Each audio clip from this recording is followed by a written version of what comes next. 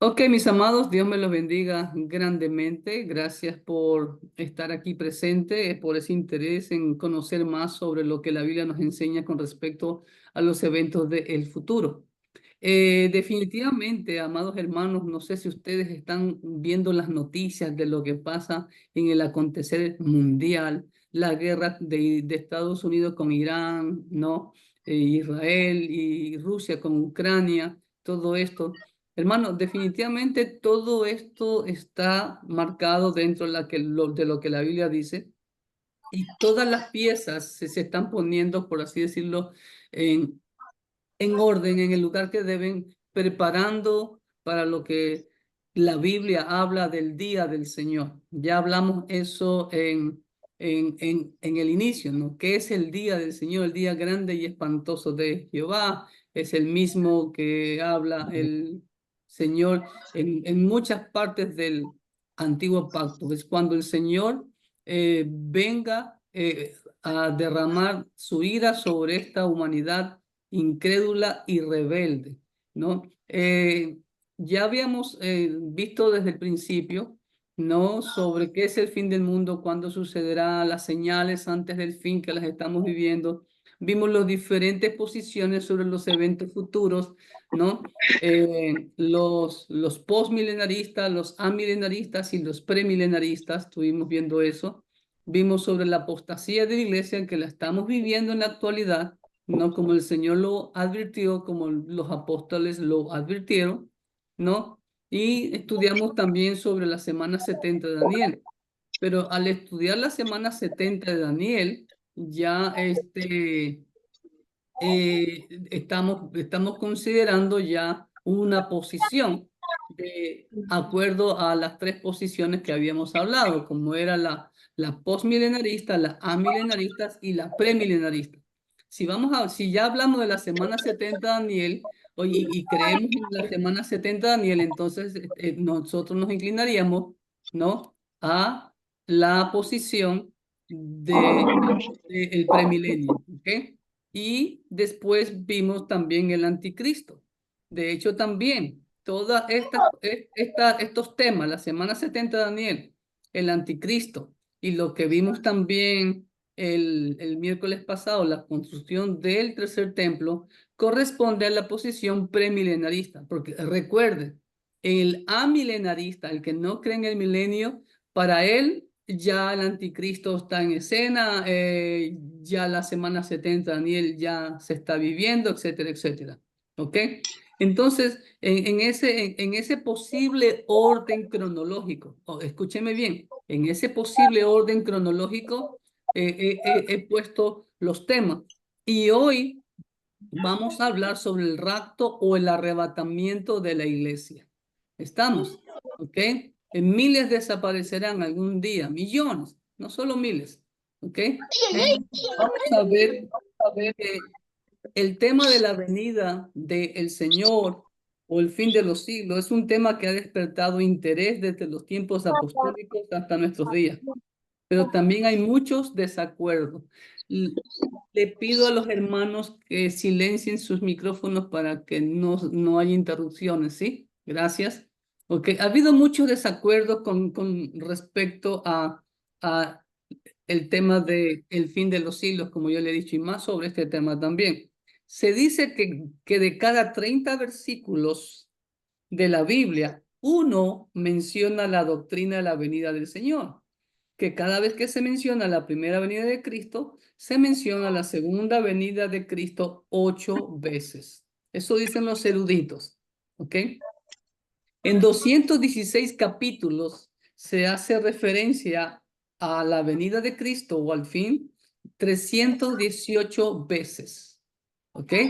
Capítulos enteros, perdón, tratan este tema. Ya Mateo 24 y 25, espero que usted lo haya leído cuando el Señor Jesús está en el Monte de los Olivos frente al templo, ¿sí? Del otro lado del Valle de Cedrón y le explica a sus apóstoles, a sus discípulos, sobre todos los acontecimientos que vendrían, que ya lo vimos al inicio de estas conferencias.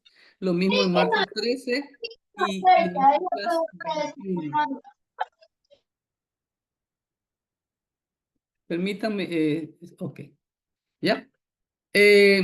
Ahora bien, número 4, perdón. Y también las cartas de Pablo 1 y 2 a los tesalonicenses. De hecho, amado hermano, la carta del apóstol Pablo a los tesalonicenses, el tema principal es la venida de Cristo.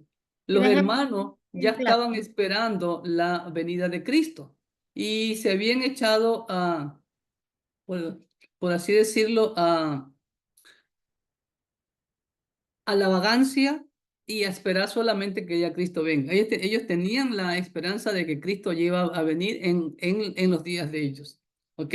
Y por eso el apóstol Pablo les escribe las dos cartas, exhortándoles a que sí, es verdad que hoy en el Señor, pero hay que estar trabajando. El día y la hora no lo sabemos. ¿Ok? Número 4. Entre un buen número de cristianos existe la posición de que hay que diferenciar la segunda venida de Cristo y el arrebatamiento de la iglesia, los cuales son dos diferentes eventos, ¿ok? Para muchos de nosotros son dos eventos diferentes y lo vamos a leer más adelante también, porque el apóstol Pablo en 2 Tesalonicenses capítulo 2 nos da a entender eso, ¿ok? Ahora, número 5. Hay tres palabras usadas en el nuevo pacto relacionadas con el rapto y la segunda venida de Cristo. De pronto usted la ha escuchado. La palabra griega es parusía, que aparece 24 veces en el nuevo pacto. Y la palabra apocalipsis, 18 veces aparece en forma de sustantivo, que significa revelar, y 26 veces en verbo. ¿Ok? Y la otra palabra griega es epifanía, que aparece dos veces referente al rapto y dos veces referente a la venida de Cristo. La aparición, una epifanía, ¿ok? En el antiguo pacto vemos cristofanías. ¿Qué significa? Apariciones visibles de Cristo. Por ejemplo, a Abraham, a Jacob, etcétera, etcétera, etcétera. Número 6. El arrebatamiento consiste en que la iglesia de Cristo será sacada, será tomada, será llevada fuera de esta tierra para ser llevada al cielo antes de la segunda venida de Cristo, sin que Cristo se manifieste visiblemente. Mire lo que nos dice Primera de Tesalonicenses, capítulo 4, versículos 15, 16, 17, un pasaje que se lo ha leído mucho con respecto a esta posición sobre el rapto, ¿ok? Dice así: por lo cual os decimos esto en palabra del Señor, que nosotros que vivimos, que habremos quedado hasta la venida del Señor, no precederemos a los que durmieron. Es decir, no nos vamos a adelantar a los hermanos que han muerto, porque el Señor mismo con voz de mando, con voz de arcángel y con trompeta de Dios descenderá del cielo, y los muertos en Cristo resucitarán primero. Luego nosotros, los que vivimos, los que hayamos quedado, seremos arrebatados juntamente con ellos en las nubes para recibir al Señor en el aire, y así estaremos siempre con el Señor. ¿Ok? De acuerdo a este pasaje, es lo que se habla sobre el arrebatamiento de la iglesia. La palabra que dice arrebatados en el idioma griego es arpazo, de donde viene la palabra en español zarpazo, ¿no? Un zarpazo es un ataque violento de la garra de león o de un tigre, algo así. Entonces, es una toma violenta, es lo que significa arrebatados ahí, ¿ok? Entonces, es la esperanza de que la iglesia va a ser sacada para que no sufra la gran tribulación, ¿ok? Entonces, eso es lo que dice 1 Tesalonicenses 4, 15, 17. Y en 1 Corintios 15, del 50 al 54, dice así: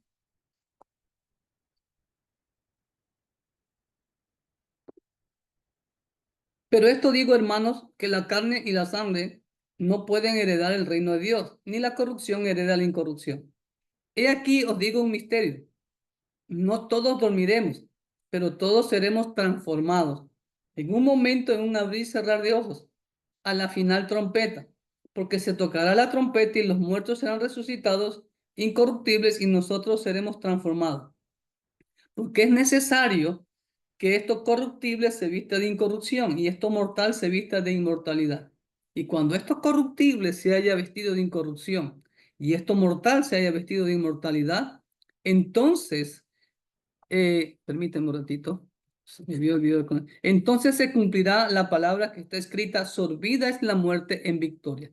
Ahora, ojo con lo que dice Tesalonicenses y Primera de Corintios. Dice, a la final trompeta.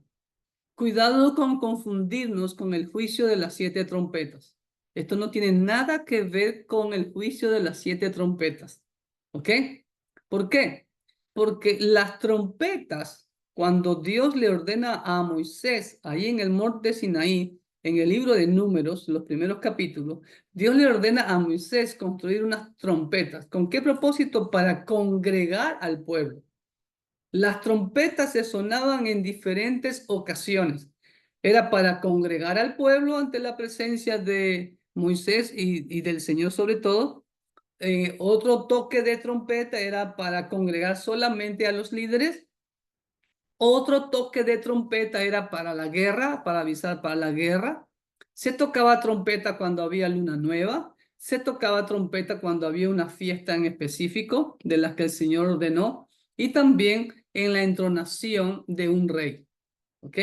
Pero estas trompetas que vemos en Primera Tesalonicenses y Primera de Corintios son para congregar al pueblo ante la presencia del Señor. No tienen nada que ver con los juicios de las 7 trompetas que vemos después del 7º sello. ¿Ok? Que ese es el más terrible. No sé si hay alguna pregunta, alguna inquietud hasta ahí. Bendiciones, sí. Bueno, no necesariamente pregunta, pastor, pero Sí. hay cristianos que quieren mantener una posición doctrinal, sería la palabra, o una creencia. Yo más lo miro como creencia, ¿no?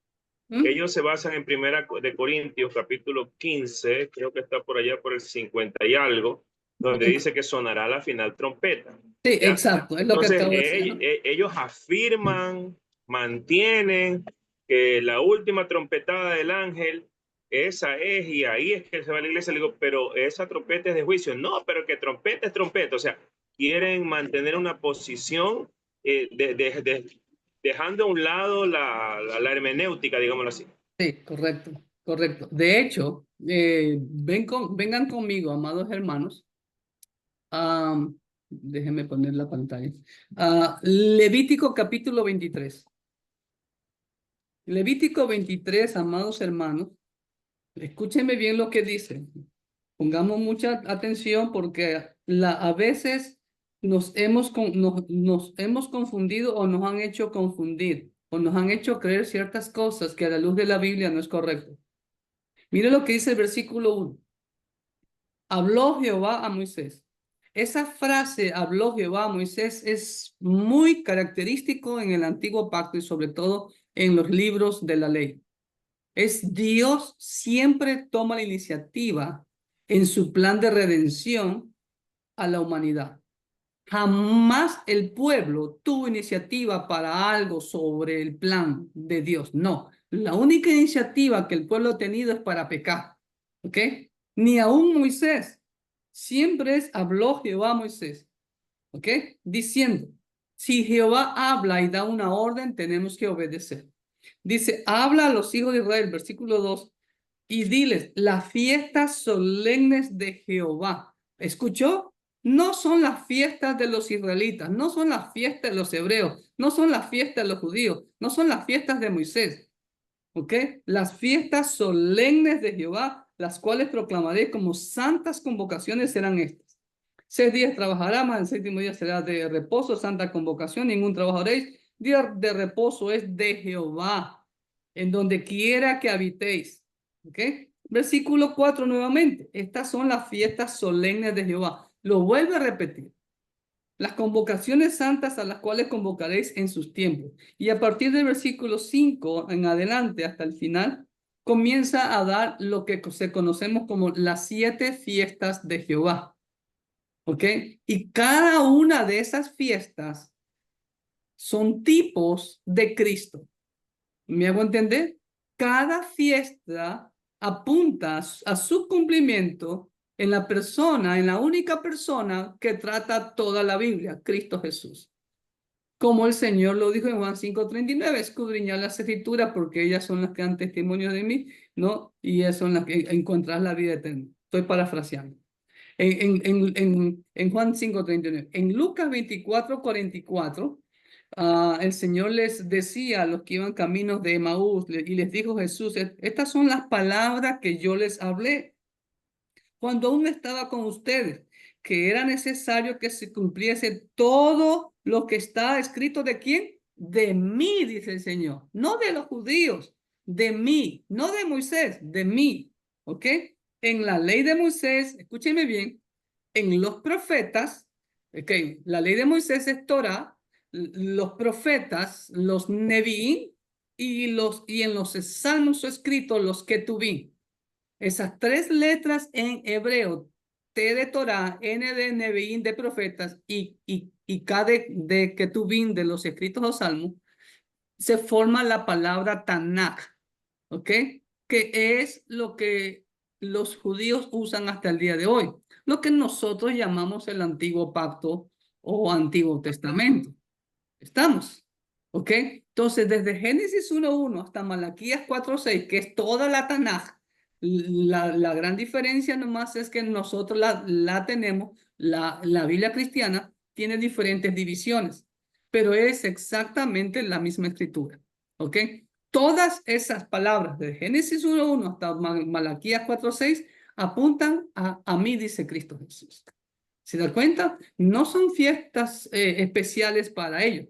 Se los dije hace unos estudios atrás.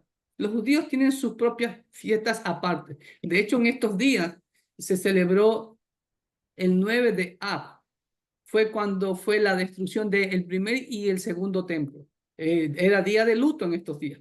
No sé si ustedes vieron el enlace que yo les envié de lo que les había dicho el miércoles pasado. Uno de los ministros, siempre me olvido del nombre de él, entró a la mezquita y al Domo de la Roca a orar, cosa que es prohibido, pero era por esta fecha que conmemora Israel, pero no una fecha de júbilo, es una fecha de tristeza, ¿ok?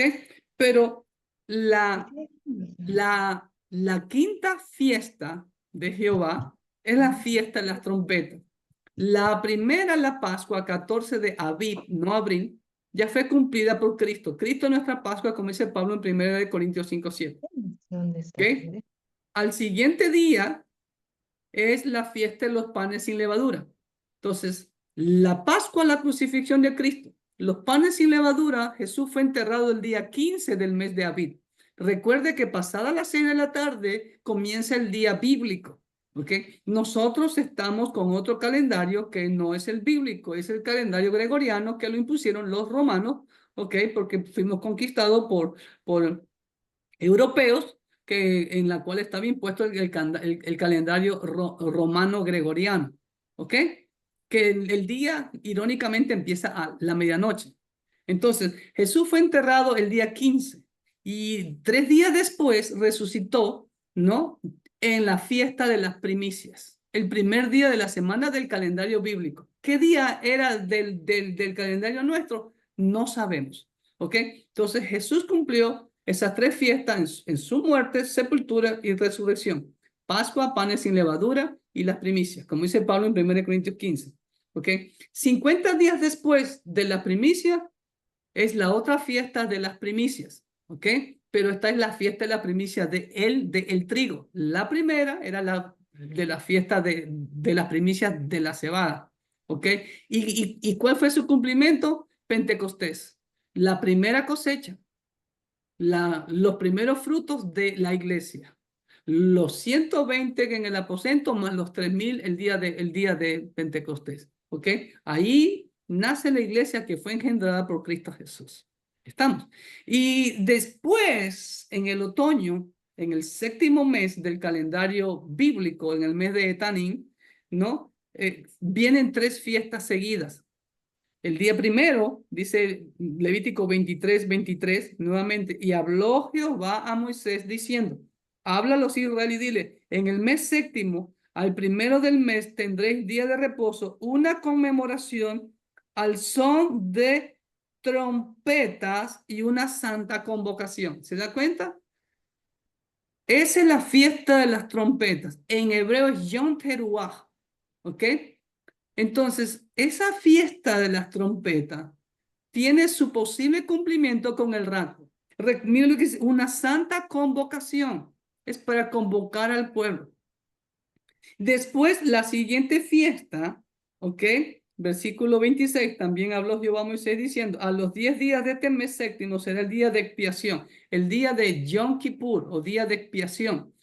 Su cumplimiento sería la segunda venida de Cristo, cuando Cristo venga a cumplir Daniel 9:24, donde va a terminar toda prevaricación, toda impiedad, toda iniquidad, todo pecado, toda maldad. La segunda venida de Cristo. Y en el versículo 33 en adelante habla de la última fiesta, que es la fiesta de Sukkot. Habló Jehová a Moisés diciendo, habla a los israelíes y dile, a los 15 de este mes séptimo será la fiesta solemne de los tabernáculos a Jehová por 7 días. La palabra tabernáculos en hebreo es Sukkot, que significa cabañas, tiendas. ¿Ok?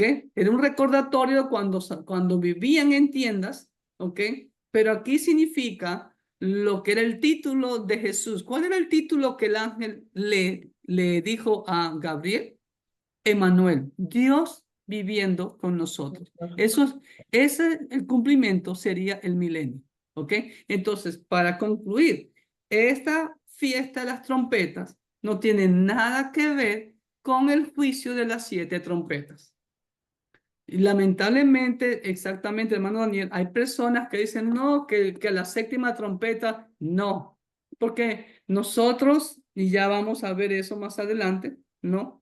Y ya lo hemos dicho, creemos que no vamos a ser arrebatados, ¿ok? Perdón, que vamos a ser arrebatados, perdón, antes de la gran tribulación. No vamos a preceder a la gran tribulación. Pero hoy, como vamos a hablar del rapto, yo tengo que hablar de las 3 posiciones o más que hay con respecto a ella. ¿Ok? Así que voy a ir avanzando. ¿Ok? ¿Estamos? ¿Dónde me quedé? Aquí. Y creo que me quedé. Ok. Ya, vamos al punto número 7. Oh, perdón. 7. 7. Ok, ahí está. En cambio, la segunda venida de Cristo en gloria será visible. El rapto, como algunos dicen, no, ¿cómo va a ser posible eso de que no va a haber Cristo, que Cristo va a estar en el aire? Bueno, eso es lo que 1 Tesalonicenses 4, del 15 al 17 trata de decirnos, ¿ok? Hay gente que no cree eso, que cómo es eso, pero bueno, eso es lo que trata de decirnos 1 Tesalonicenses. En cambio, la segunda venida de Cristo en gloria será visible y viene con todos los santos a la tierra, ¿no? Y pondrá sus pies en el monte de los olivos, como nos dice Zacarías 14, del 3 al 4. Zacarías 14, del 3 al 4, dice así. Después saldrá Jehová y peleará con aquellas naciones como peleó en el día de la batalla. Y se afirmarán sus pies en aquel día sobre el monte de los olivos que está enfrente de Jerusalén al oriente, al este. Y el monte de los olivos se partirá por en medio hacia el oriente y hacia el occidente, haciendo un valle muy grande, y la mitad del monte se apartará hacia el norte y la otra mitad hacia el sur. O sea, va a haber un gran terremoto y de ahí se va a hacer un gran valle entre los montes, dice ahí. En Apocalipsis 19, 11, 17 leemos de la siguiente manera. Entonces vi el cielo abierto y aquí un caballo blanco, y el que lo montaba se llamaba Fiel y Verdadero, y con justicia juzga y pelea.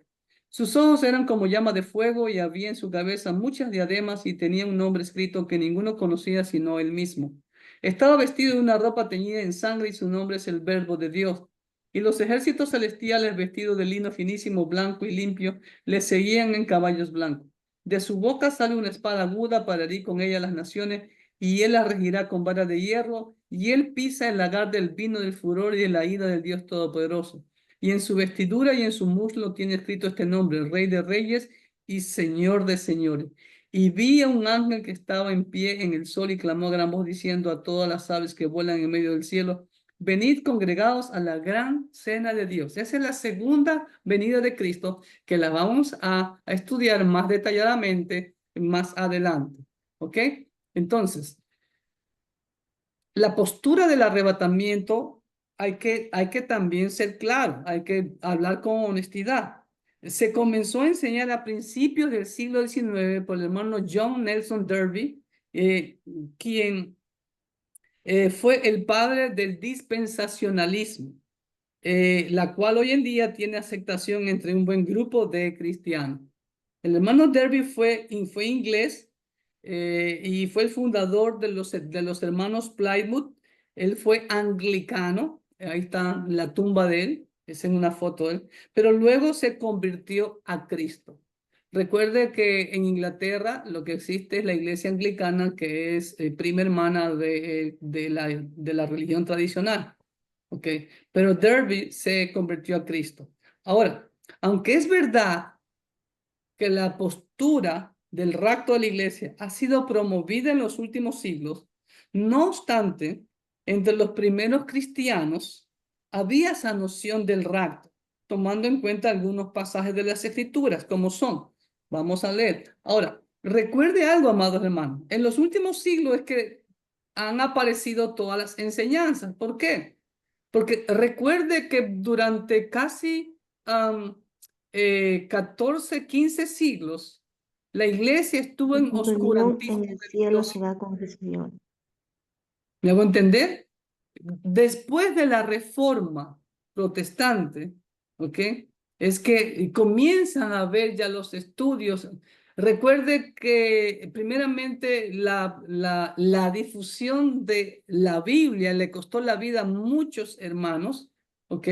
Entonces ya con el transcurrir del tiempo en el siglo XVIII y más en el XIX y XX, es que comenzaron ya todos los estudios. Por ejemplo, no había antes del siglo XVIII, por así decirlo, específicamente, formalmente, no existía lo que conocemos como hermenéutica, como escatología, ¿me entiende? Cosas así. Ya todas esas materias, esas disciplinas, ¿no? Comenzaron ya a formarse después de la reforma.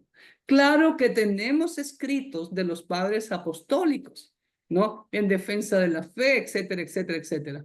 Pero ya se comenzó por así decirlo, a profesionalizarse o a convertirse en unas disciplinas después de la reforma. Porque antes de la reforma, recuerde, nadie podía leer la Biblia, nadie tenía la Biblia.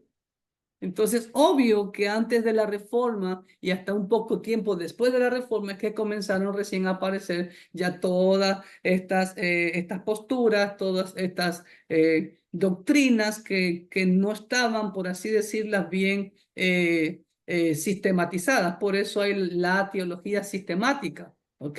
Estamos. Entonces, no podemos arguir que porque, apareció en el siglo XVIII, es algo nuevo. ¿De Hermano acuerdo? Clever, Sí, una consulta.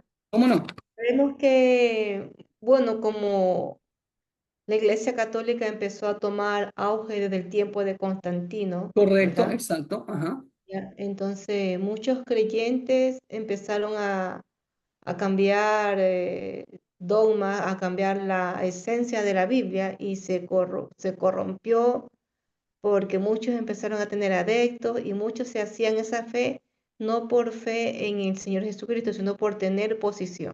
Ya. Sí, Pero si lamentablemente, sí, nosotros, ajá. lamentablemente sí, pero si nosotros a la luz de la Biblia, ahora que se la puede entender o personas que se han dedicado a la Estudiarlo. teología, ya, pero eso ya estaba en el tiempo de Jesús, acordemos que eso fue en el primer siglo, en el año 100 Correcto, por cuando eso, exactamente.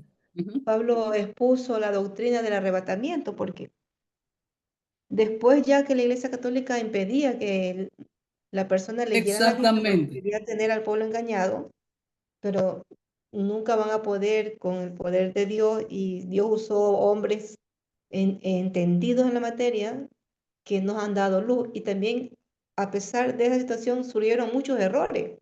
Sí, y por eso, mis amados hermanos, no me canso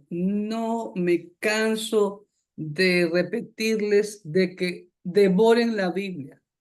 Usted mismo se va a dar cuenta, porque la Biblia es lo que dice, hace sabio al sencillo. Todos Sí. la pueden entender. Mire, anoche yo estoy dando estos estudios en mi iglesia todos los martes, pero yo voy más avanzado. Ya voy por la número 15. Esta es la 8. Y usted viera, amados hermanos, una niña de 10 años participó, hizo preguntas. Un niño de 7, 8 años, creo que tiene Noah, me hacen una pregunta. Bueno, le dice la mamá, me dice, pastor, Noah tiene una pregunta. Sí, mi querido Noah. ¿Qué significa Hades? Los niños entienden, hermanos. Eso de que los niños no entienden, hermano, perdónenme, eso es una trampa del enemigo. Porque si los niños no entienden, ¿por qué se los manda desde los 4 años al kindergarten? Si no entienden. ¿Ah? Lo que pasa es que el enemigo ha ganado bastante, y por eso es que hoy en día nuestros jóvenes no quieren saber nada de las cosas de Dios, porque no han sido enseñados en las cosas de Dios cuando han sido niños. ¿Por qué? Porque lamentablemente, hermanos queridos, mi pueblo perece por falta de conocimiento, como dice Isaías 5:13 y Oseas 4:6. El trabajo de la educación espiritual, hermano, básicamente es en el hogar, como dice Deuteronomio capítulo 6. Y ahí la iglesia ha fallado rotundamente. ¿Ok? No hemos instruido a nuestros niños a levantarnos, al ir por el camino y al acostarnos todos los días. Y hemos creído que con llevar a nuestros hijos a la iglesia, ya nuestros hijos van a, un día a la semana, el día domingo, ya nuestros hijos van a ser santos e inmaculados. No, amados hermanos. Cuesta. Si aún nosotros estamos pasando, hermano, momentos difíciles con nuestros jóvenes, y nuestros jóvenes han sido instruidos en la palabra, ellos conocen Biblia, ¿me entienden? Entonces, peor para los que no conocen Biblia. No es que nuestros jóvenes andan en malos pasos, en cosas, no, simplemente están apáticos, ¿me entienden? Y eso que saben Biblia, ¿y los que no saben Biblia? Los que no conocen, y es muy importante, como nos hemos reunido con los líderes, es nuestros niños, darle razones válidas, el por qué vamos al templo, por qué tenemos que leer la Biblia, ¿no? Es como, por ejemplo, también este niño de 7, 8 años, Noah, me, me preguntó, pastor, ¿y qué es el alma? Entonces, ¿cómo tú le explicas a un niño de 7, 8 años qué es el alma? Entonces, tuve que pensar, tuve que pedirle al Señor. Entonces, ahí le hice ilustraciones, ¿no? Por ejemplo, le digo, mira, no, tú estás respirando en este momento. Sí, ¿ves el aire? No, ¿ok? Nuestro alma es todo nuestro sentimiento, lo que hay en nuestro corazón, lo que mueve nuestra voluntad, etcétera, etcétera, etcétera. Y él después dijo que, bueno, ya más o menos entendía. Le digo, mira, los seres humanos tenemos, para que tú existas, tienes un cuerpito físico, ¿ok? Tienes espíritu, que es el aliento de vida que Dios da, y tienes un alma. Los animales solo tienen el espíritu, que es el Señor da para que vivan, y el cuerpo físico, pero no tienen alma, ¿ok? Entonces, medio lo entendió, pero le digo, cuando ya vayas creciendo, lo vas entendiendo más. Pero, pero es muy importante, amados hermanos, usted mismo se va a dar cuenta por su propia, por usted mismo, de las cosas que enseña la Biblia. ¿Qué tiene que hacer? Estudiarla todos los años, hermano. Subrayela, anótela. Mire ahorita, hermano querido. Vamos leyendo proverbios en nuestra lectura diaria. Mire. Y en Proverbios capítulo 12, si no me falla la memoria, déjeme ver. Mire lo que leí. Proverbios 12:13. Mire lo que dice. El impío es enredado en la prevaricación de sus labios. Mas el justo, escuche bien, mas el justo saldrá de la tribulación. Y le puse al lado con un resaltador amarillo una interrogante, ¿rapto? ¿Será que dice algo sobre el rapto? ¿Qué creen? Pudiera ser, Amén. pudiera, ¿se da cuenta? Entonces hay muchos pasajes en la Biblia que hablan de eso. Pero ¿cuál es el problema? Que no estudiamos la Biblia. Entonces, ve, ahí está, y anoté ahí rapto, entre paréntesis. Pudiera ser, sí, tal vez quizás, ¿ok? Entonces, por eso no me canso de insistirles que devoren la Biblia. Y hoy en día, amados hermanos, vuelvo y repito, hay bastantísimas herramientas bíblicas para, para entender más la escritura. Y gratis. Si alguien quiere comentarios, pídame, yo se los paso en formato PDF. Tengo una biblioteca digital grande, tengo interlineal en PDF, etcétera, etcétera, etcétera. Le agradecería mucho, pastor, que todos mis ¿Sí? libros se me quedaron en Ecuador, todos mis libros. No Sí. los puede traer. Tengo abajo mi biblioteca, pero aquí tengo, yo, con toda humildad, amados hermanos, yo hoy día solo uso 1, 2, 3, 4, 5 libros y no más. Sobre todo que tenga que ver con el texto original. Voy al hebreo, voy al griego y ya, como dice el refrán por ahí, ¿no? Ya la práctica hace al maestro. Cuando Amén. usted está practicando, usted ya después el Espíritu Santo lo va llenando, entonces ya, dice, oh, esto está acá, oh, esto está acá, esto está acá, y va encajando, va cuadrando todo. Y eso es lo que yo le animo siempre y eso es lo que el Señor nos mandó a hacer. Amén. Ok, continuemos con los siguientes puntos, que nos faltan todavía algunos puntos. ¿Dónde me quedé? Creo que me quedé aquí. Ok, ya, Mateo 24:36-44. Pero del día y la hora nadie sabe, ni aun los ángeles de los cielos, sino solo mi Padre. Mas como los días de Noé, así será la venida del Hijo del Hombre. Porque como los días antes del diluvio estaban comiendo y bebiendo, casándose y dándose en casamiento hasta el día en que entró Noé en el arca, y no entendieron hasta que vino el diluvio y se los llevó a todos. Así será también la venida del Hijo del Hombre. Entonces, ahí está, mire lo que dice. Entonces estarán dos en el campo, el uno será tomado y el otro será dejado. ¿A qué aduce eso? Está hablando el Señor Jesucristo. Uno será tomado y otro será dejado. ¿Se acuerdan de Eliseo y Elías?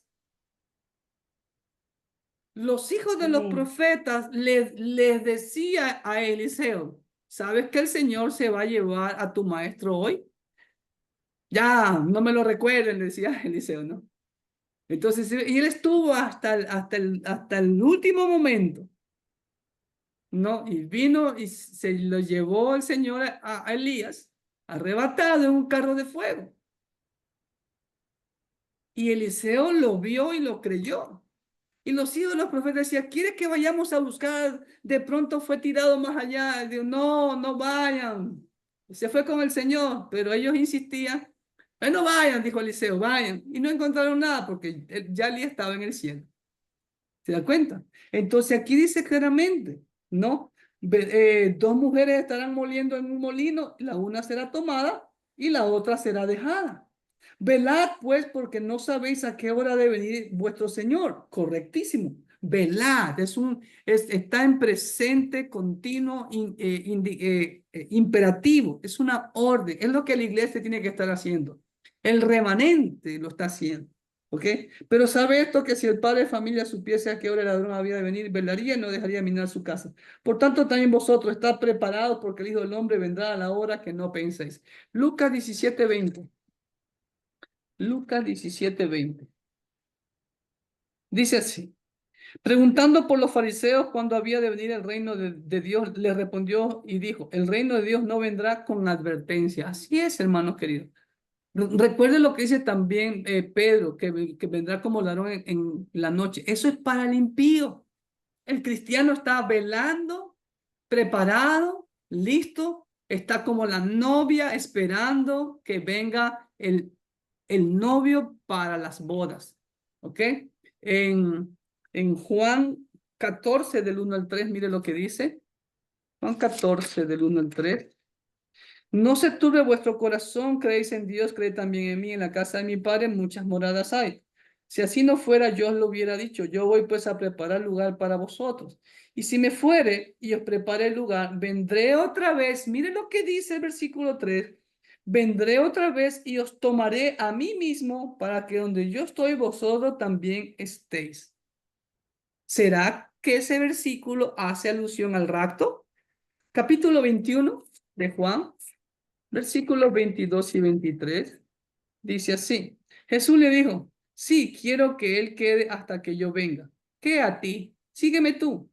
Este dicho se extendió entonces entre los hermanos que aquel discípulo no moriría.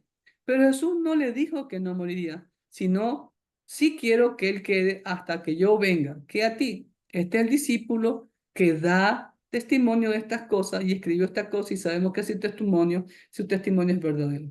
Ahora, de lo contrario, no habría persistido el rumor de que Jesús regresaría en el tiempo de la vida de Juan.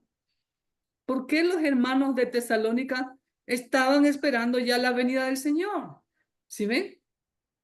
Porque ellos estaban convencidos de que el Señor en cualquier momento venía y se los llevaba. Pero lamentablemente ellos no entendieron que tenían que pasar aproximadamente 2000 años. ¿Ok? Estamos. Seguimos. Amén. Número 10. Número 10. Por otro Pastor, lado, una pregunta. sí, hermana Verónica. Es que de lo que usted leía recién de Lucas, donde dice uno será tomado y otro será dejado. Ajá. Yo he escuchado siempre hablar esa palabra como que uno va a ser salvado y el otro va a ser, que el otro se va a perder. ¿A eso se refiere esa palabra o No, el contexto es claro. Mateo 24 fue eso. El Señor lo dice aquí, mire. Dos mujeres estarán moliendo en un molino, la una será tomada y la otra será dejada. Tomada, para, ¿no? Sacada de aquí. Estamos, no tiene nada que ver con obvio, la persona que es tomada, ¿quiénes van a ser los que van a ser tomados? Pregunto. los hijos Los de hijos de Dios? Dios. Correcto, la iglesia verdadera, los santos, los que estamos haciendo la voluntad de Dios. Porque no todo el que me dice Señor, Señor entrará al reino de los cielos, sino aquel que hace la voluntad de mi Padre. Estamos. Entonces, Amén. eso es para los justos. Claro, el que se queda es porque no ha entregado su vida a Cristo. Y de hecho, va a haber muchas sorpresas. Y ya voy a comentar algo más adelantito con una imagen o una foto que les voy a mostrar. ¿Ok? Pues, entonces, continuemos. Número 10. Por otro lado, existen teólogos que creen que el rapto y la segunda venida de Cristo ocurren en un solo evento. ¿Ok? Es decir, la iglesia es tomada al cielo para descender con el Señor en su segunda venida. Ahí está. En su segunda venida visible a la tierra. En este caso, se estaría enseñando una de las posiciones con respecto al rapto, el post-tribulacionismo. ¿Qué significa el post-tribulacionismo? Ya lo voy a enseñar con un mapa que yo he hecho, ¿ok? Un mapa escatológico. Significa los que sostienen el post-tribulacionismo son aquellos que dicen que la iglesia sí pasará la gran tribulación. ¿Ok? Y que al final de la gran tribulación, la iglesia será raptada e inmediatamente bajará con Cristo en su segunda venida. ¿Ok? Vamos al punto 11. Ya lo voy a explicar más detalladamente con un mapa que les tengo a continuación. Existen también quienes afirman que aparecen alrededor de 100 versículos en la Biblia que habla específicamente del rapto. Mire, y para muestra, esta es una página web bibliatodo.com, no sé si usted lo ha visto, ¿no? Y ellos dicen que hay Sí, yo la tengo, buen 108, material. ajá, buen material. Ellos dicen que hay 108 versículos de la Biblia sobre el arrebatamiento, ¿ok? Por eso, mire, le acabo de leer ahorita Proverbios 12, no me acuerdo el versículo que era, ¿no? Dice que el justo será sacado de la tribulación. ¿Será es un versículo que habla de que no vamos a ser arrebatados? Puede ser, ¿sí ve? Puede ser uno de esos 108 versículos que los hermanos de Biblia todo han sacado, ¿ok? Hermano Elías, ¿puedo decir algo? Tengo de Sí, hacer mucha, de interrumpir y de hablar sí, mucho. sí, dígame. También esto hubo con Enoch, ¿se recuerda? Que él fue también, Dios lo tomó, fue desaparecido también. Eso es Correcto. una, eso es Enoch, Enoch una es un, sombra de lo que va a pasar. correcto. Enod es un tipo del rapto. Elías es un tipo del rapto.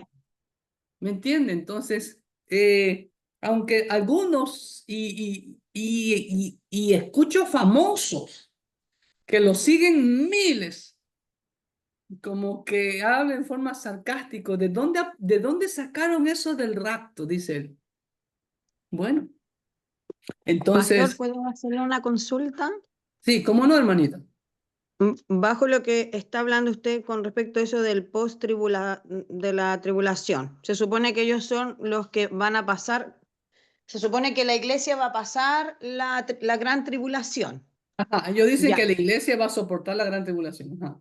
ya. Pero aquí mi pregunta es porque, por ejemplo, cuando se habla de la segunda venida, dice que a Cristo todo ojo le verá. Correctísimo. Ujú, Entonces, exactamente. cuando acontezca el rapto, ¿Cristo no va a ser visible? No va a ser visible. Dice que vamos a ser arrebatados en las nubes. Mire la ilustración que está ahí, ¿sí ve? En las Ujú. nubes, ¿no? Lo dice claramente Pablo. Y así estaremos con el Señor para siempre. Claro, de ahí ya nunca más nos vamos a separar de el Señor, porque vamos al cielo. ¿Qué vamos a hacer en el cielo? Ya me adelanto. Una vez que la iglesia es raptada, ¿ok? En el cielo van a ocurrir dos eventos, ¿ok? El Vimati de Cristo, o lo que la gente conoce, no sé si usted ha escuchado, el tribunal de Cristo, ¿ok? Amén. ¿Ya? Y el otro evento es las bodas del Cordero. Y Amén. después de que se realicen las bodas del Cordero, entonces Cristo baja a la cena de las bodas del Cordero, que es la segunda venida, la batalla del Magedón. Y después de que acontece la batalla del Magedón, las cenas del Cordero, ¿qué hay después de la boda? Está la boda, la ceremonia, la cena, el agasajo, y después ¿qué viene? La luna de miel. Es el milenio. Tiene lógica, ¿se da cuenta? ¿Ok? Entonces, Amén. entonces, como le digo, sí hay hermanos que creen que la iglesia va a pasar. Tienen sus argumentos, versículos que aparentan, pero hay mucho más peso y muchos más versículos, si ponemos una balanza, que favorecen al rapto de la iglesia antes de la gran tribulación. ¿Ok? Entonces, continúa. El punto 12. Ahora, hay, por así decirlo, hermanos, 5 posturas con respecto a la doctrina del rapto de la iglesia. Ahora sí vamos a ver las diferentes posturas. Número 1, el arrebatamiento parcial. Ellos afirman equivocadamente que solamente serán arrebatados los que están velando y esperando. Es decir, cristianos que han alcanzado un grado de espiritualidad superior que los demás cristianos. ¿Ok? Entonces, no sé si usted había escuchado antes sobre esa postura. Ahora bien, déjeme decirle algo. Estos hermanos malentienden la salvación perfecta a través de Cristo Jesús, pues Él fue y es propiciación, es reconciliación y redención a todos los que creen y son justificados por Cristo. Romanos 5:1, ¿no? Justificados pues por la fe tenemos paz para con Dios por medio del Señor Jesucristo.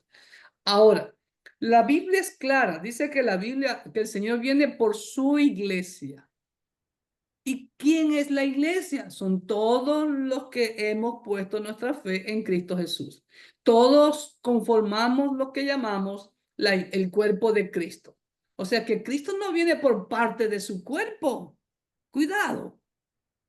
Así que esta postura no es válida. ¿Ok? El otro argumento, esta posición tiene que negar la unidad del cuerpo de Cristo, lo que les acabo de decir. ¿Ok? Lo que la Biblia lo afirma categóricamente. El cuerpo es uno solo. ¿No? Y en el cuerpo tenemos muchos miembros. Unos pequeños, otros más grandes, unos más fuertes, otros más pequeños, otros más débiles. ¿Me entiende? Pero todos somos el cuerpo de Cristo. Los que Amén. hemos puesto con el verdadero fe y amor voluntariamente, nos declaramos esclavos de Cristo, hemos declarado que Cristo es nuestro esposo por la eternidad y nos sometemos, como dice Efesios capítulo 5, a la cabeza que es Cristo Jesús. Amén. Ok, entonces esa es la primera postura que no sé quién la inventó. Ok, la otra postura es el post-tribulacionismo, es lo que les acabo de decir un momento. Esta posición sostiene que la iglesia será arrebatada antes del que, perdón, ¿dónde me quedé? Oh, perdón. Esta posición sostiene que sufrir, epa, ¿Y la iglesia sufrirá la gran no, tribulación? ya, sí, permítame, que yo le hice cambios, está bien, estas no son las hojas, yo le hice cambios. Esta posición afirma que la iglesia sí sufrirá la gran tribulación y será arrebatada al final de la misma para estar con Cristo, ¿ok? Hasta la aparición o la parucía de el Señor Jesucristo, ¿ok? En, en esta posición desaparece el aspecto sorpresa del rapto. ¿Qué quiero decir o qué quieren decir los eruditos con desaparece el aspecto sorpresa del rapto? Porque el Señor lo dijo claramente, nadie sabe ni el día ni la hora. Entonces, si el rapto fuera al final de la semana 70, entonces ya vamos a saber el día y la hora que es al final de la semana 70 que el Señor va a arrebatarnos y por ahí mismo bajamos. Esa es la posición post-tribulacionista, los que afirman que la iglesia sí va a pasar la gran tribulación. ¿Estamos? ¿Ok? Ahora bien, como le digo, esa es la figura. ¿Sí ven la figura? Ahí. Subimos y por ahí mismo bajamos. No sé si usted ve aquí, dice rapto, segunda venida de Cristo. Ahí mismo. Subimos y bajamos.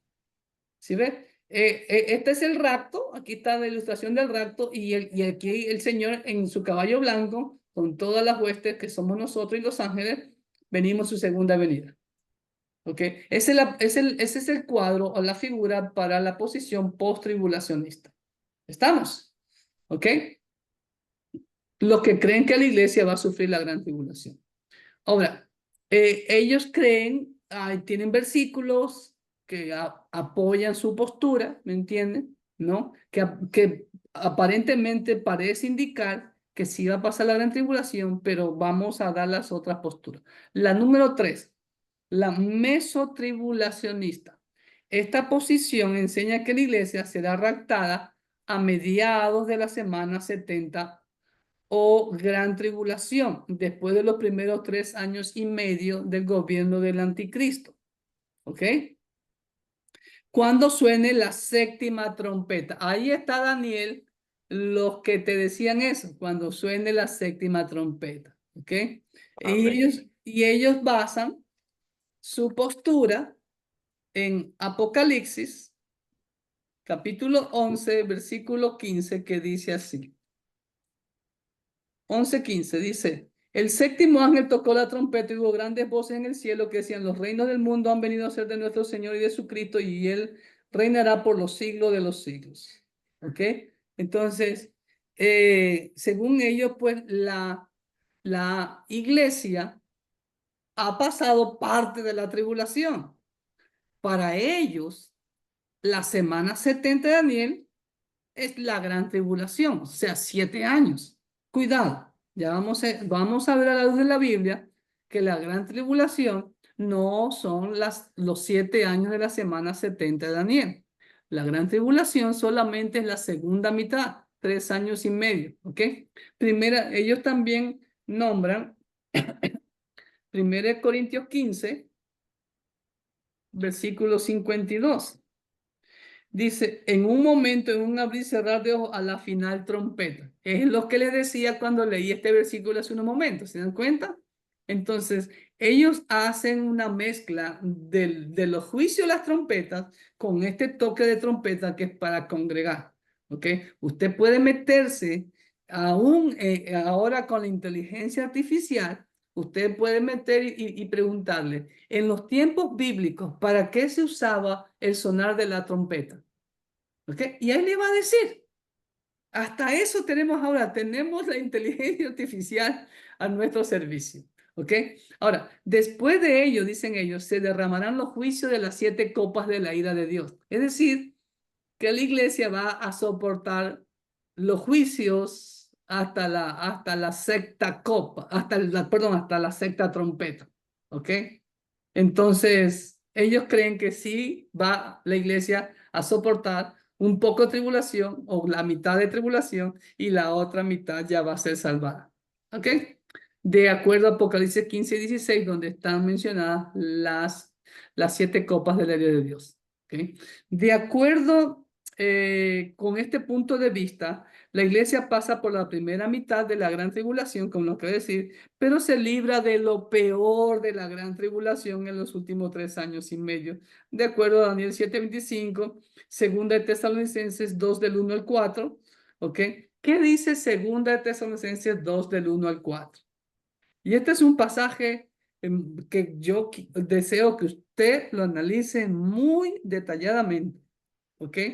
Y vamos a analizarlo ahorita, porque tiene que ver también con la última posición. Segunda de Tesalonicenses 2 del 1 al 4. Mire lo que dice el apóstol Pablo. Escúcheme bien. Pero con respecto a la venida de nuestro Señor Jesucristo y nuestra reunión con Él, os rogamos, hermanos. Ok, hermano, en ese primer versículo de 2 Tesalonicenses capítulo 2, versículo 1, ¿cuántos eventos usted observa ahí?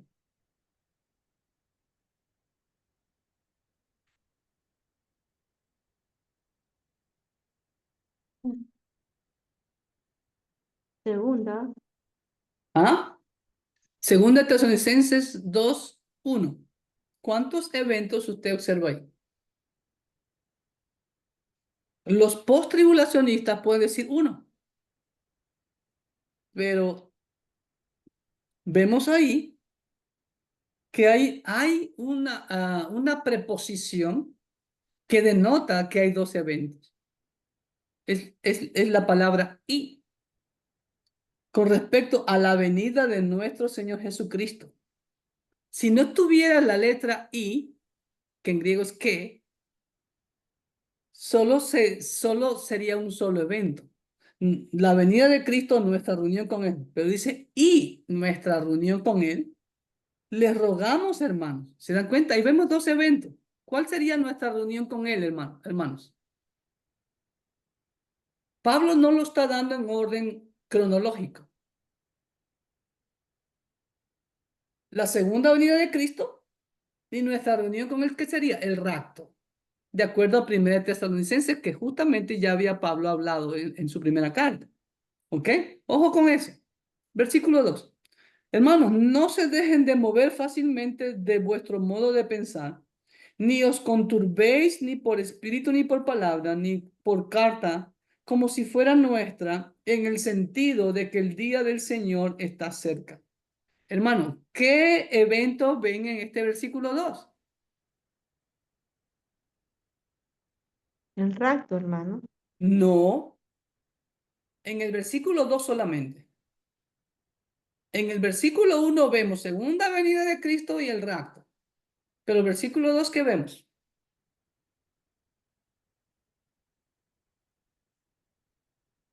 ¿Tienen sus Biblias ahí? ¿O tienen el versículo ahí? Aquí está. A ver, ¿qué ven ahí? ¿Qué evento ven ahí? Está al final. El día del El Señor Señor. está Señor. cerca. ¿Ok? ¿Qué es el día del Señor? Ya lo expliqué eso en el primer estudio que tuvimos. Ese es el día grande y espantoso de Jehová. Es lo que la Biblia menciona en el Antiguo Pacto. ¿Ok? El día de Jehová, el día de la ira de Jehová. ¿Ok? Dice, no, en el día de la ira del Señor, no crean que está cerca, dice Pablo. Miren lo que dice el versículo 3. Hermano, nadie los engañe en ninguna manera, porque no vendrá. ¿Qué no vendrá? Ahora, yo ya les expliqué que el día del Señor, el día de la ira, es la gran tribulación. ¿Ok? El día cuando Dios va a derramar su ira y la ira del Cordero. Escúcheme bien. No mueva segunda de Tesalonicense y acompáñenme a Apocalipsis capítulo 6. Mire, los últimos dos versículos, o los tres últimos de capítulo 6. Miren lo que dice Apocalipsis 6, 15 al 17. Y los reyes de la tierra y los grandes, los ricos, los capitanes, los poderosos y todo esclavo y todo libre, se escondieron en las cuevas y entre las peñas de los montes. Y decían a los montes y a las peñas, caed sobre nosotros. Escuche bien, y escondednos del rostro de aquel que está sentado sobre el trono. ¿Que se escondan de quién? ¿Querían esconderse de quién? ¿Quién es el que está sentado sobre el trono? El anticristo. No, no, hermana Berito. Es Dios Todopoderoso. ¿Ok? Él es el que está. Estos impíos, ¿no? Dice, escondemos del rostro del Dios Todopoderoso que está sentado en el trono. Y miren lo que dice a continuación. Y de la ira del Cordero. ¿La ira de quién? Del Cordero. ¿Y quién es el Cordero, hermanos? Jesús. Jesucristo. Cristo Jesús. Hermano, el Señor va a derramar su ira sobre los impíos. Juan 3:36. El que tiene al Hijo tiene vida eterna, pero el que rehúsa creer en el Hijo, tiempo presente continuo, la ira de Dios está sobre esa persona. Y también el que tiene al Hijo tiene vida eterna, presente continuo. Y la ira del Cordero no va a ser para su iglesia. ¿Para quién va a ser? Para los impíos. Y miren lo que dice el versículo 17. Porque el gran día de su ira, de la ira del Cordero, ha llegado, ¿y quién podrá sostenerse en pie? ¿Se da cuenta? Ese es el día de Jehová, cuando el Señor comienza a derramar su juicio sobre quién, sobre todos los impíos. ¿Estamos? Entonces, volviendo a 2 Tesalonicenses capítulo 2, versículos 1, 2 y 3, dice, nadie os engañe en ninguna manera, porque no vendrá. ¿Qué no vendrá? No vendrá el rapto, no vendrá el día del Señor, la gran tribulación, no vendrá la segunda venida de Cristo. Y miren lo que dice a continuación. Sin que antes venga, ¿qué cosa? La apostasía. Recuerde que ya vimos eso el otro día. Estamos todos de acuerdo en que estamos viviendo la gran apostasía de la iglesia. Ya está la apostasía. Ahora, pero falta algo que ya lo vimos hace unos miércoles atrás. Y se manifieste el hombre de pecado, el hijo de perdición, el cual se opone y se levanta contra todo lo que se llama Dios o es objeto de culto, tanto que se sienta en el templo de Dios como Dios, haciéndose pasar por Dios. ¿Qué Es me el está- anticristo. Ese es el anticristo, hermana Verita. Ese es el anticristo. ¿Qué me está diciendo Pablo ahí? Iglesia, aguas, pilas, pongan atención. Ustedes, antes que venga el rapto del Señor, antes que venga la gran tribulación, antes de que venga la segunda venida de Cristo, tiene que acontecer dos cosas. Va a haber una apostasía total, la cual tiene que ver con la iglesia, y va a aparecer el anticristo. Ya el anticristo va a estar en escena. Pero el hecho de que veamos al anticristo, vuelvo y repito, no significa que ya empezó la gran tribulación. ¿Ya empezó la semana 70 de Daniel? Sí. Acuérdense cuando vimos la semana 70 de Daniel. Empieza con la manifestación del anticristo. Pero recuerden lo que la Biblia dice. Son 3 años y medio que él hará. Dice, y por una semana más, Daniel 9:27, hará pactos con muchos. Pero los 3 años y medio serán de aparente paz y prosperidad. A todos los tendrá contentos, manipuladitos, como por ejemplo en nuestro país, Ecuador, o como en Cuba, que creía que Fidel Castro venía a traer prosperidad y ya sabemos todo lo que pasó. Algo parecido. El anticristo a los 3 años y medio dice, pero la mitad de la semana, ahí es que se va a sacarse la máscara y ahí va a imponer, no, su gobierno tirano, dictatorial, monárquico mundial. ¿Ok? Entonces, y ahí comienzan los juicios de Dios. Ya lo vamos a ver. ¿Estamos? Entonces, eso es lo que me enseña, ¿no? La escritura. ¿Okay? Y esa es la postura mesotribulacionista. Si yo creo en el mesotribulacionismo, también desaparece el elemento sorpresa. Es decir, ok, entonces si Cristo viene a la mitad de la semana 70, entonces yo ya sé cuándo es ese día. Entonces, ¿dónde está lo que el Señor dijo? Que nadie sabe el día ni la hora en que el Señor vendrá. Entonces, la última postura, o sea, la que mencioné primero, perdón, que viene a decir hasta el último momento, que es de la semana 70, ni esta de aquí, que a la mitad, realmente en estas dos posturas desaparece el elemento sorpresa. ¿Estamos? Siguiente postura, el pretribulacionismo.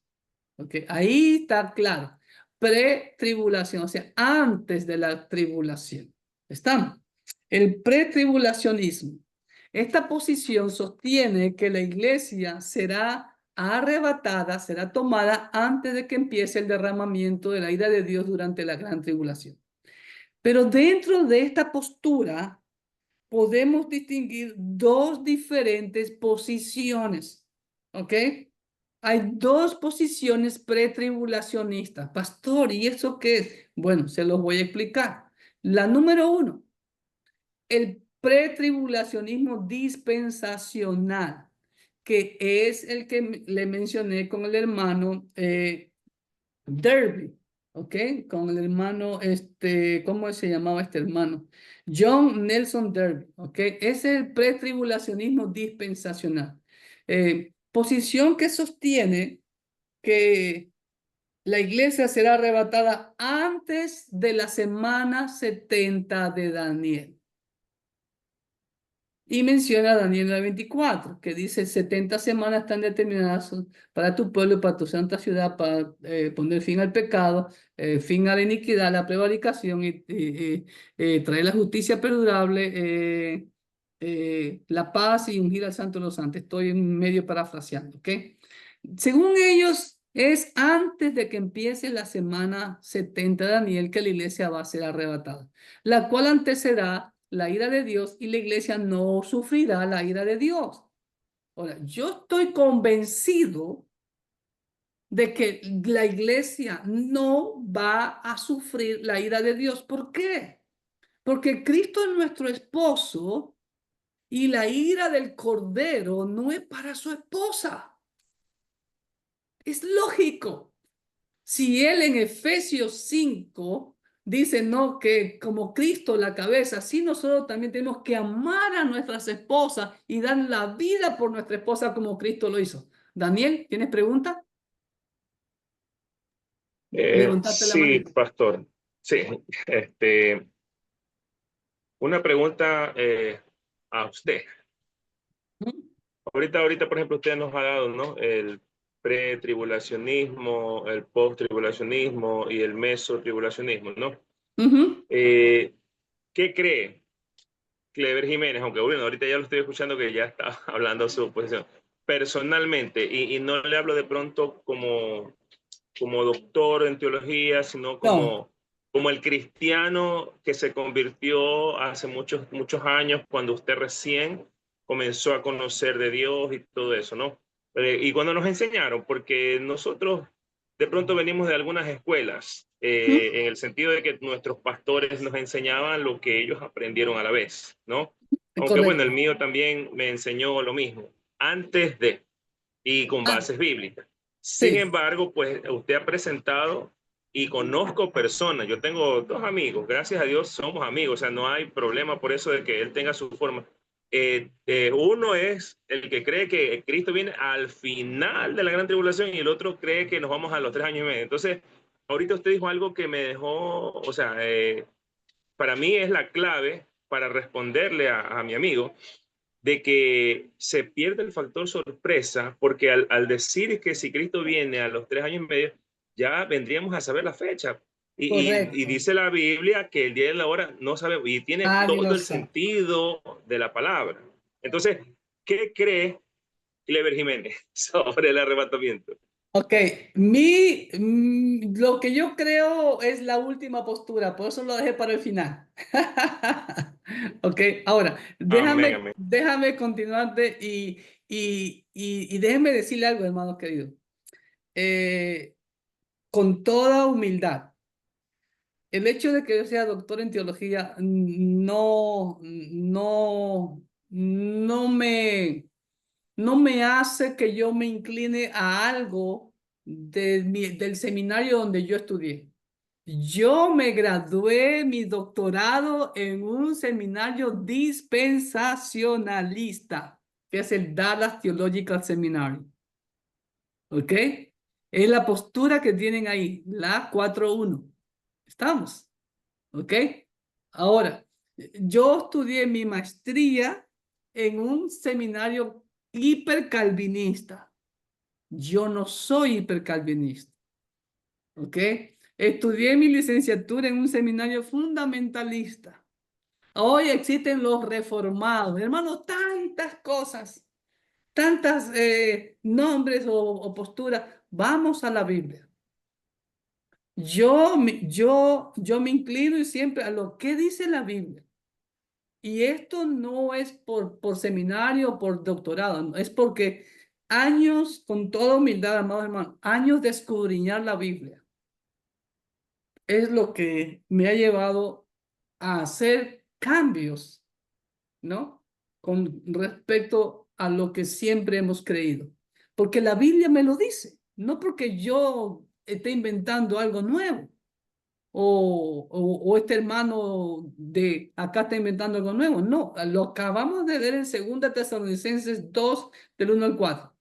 Dice que no vendrá el rapto, no vendrá la venida del Señor, ni el día del Señor, sin que antes primero aparezca la apostasía y se manifieste el hombre de pecado. ¿Ok? Ahora, vamos a 1 Tesalonicenses 1:10. Es un pasaje muy válido. ¿Ok? Es uno de ellos. Dice, y esperar de los cielos a su Hijo, al cual resucitó de los muertos, a Jesús. Hermano, ahí dice claro. ¿Qué dice ahí, Pablo? ¿Quién Cristo nos librará de la Jesús ira nos venidera? libra de la ira venidera. Amén. La iglesia entonces no va a sufrir la ira venidera. Porque, vuelvo y repito, la ira del Cordero, que es nuestro esposo, ¿cómo va a estar contra su esposa? Absurdo, es contradictorio a lo que él enseña en Efesios capítulo 5, que él dio su vida por la iglesia. Estamos, para que no sufra la ira de él. Ella la pagó ahí en el Calvario, no desde el mediodía hasta las 3 de la tarde cuando hubo tinieblas. Estamos, él pagó la ira de Dios en su propio cuerpo La soportó por amor a nosotros. ¿Cómo nos va ahora a derramar la ira a nosotros? Absurdo. Y aquí lo dice Pablo. Nos libra de la ira venidera. Y no solamente ese versículo. Venga conmigo. Permítanme, creo que aquí es. Ya le voy a dar otros versículos más, pero voy a la última posición para concluir. Apocalipsis 3:10 es otro pasaje muy importante, muy importante. Miren lo que dice. El gran pasaje donde más los pretribulacionistas nos enfocamos. A la iglesia de Filadelfia, la iglesia que tiene poca fuerza, es decir, poco tamaño. Y recuerden lo que significa Filadelfia. ¿Sabe lo que significa Filadelfia, amado hermano?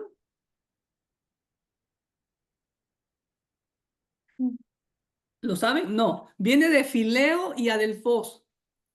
O sea, amor de hermanos. La verdadera iglesia, hermano. ¿Sí? En donde hay el amor de hermanos. ¿No? Donde nos aceptamos los unos a los otros, donde nos apoyamos los unos a los otros, donde nos exhortamos los unos a los otros, en donde todos tenemos el mismo sentir.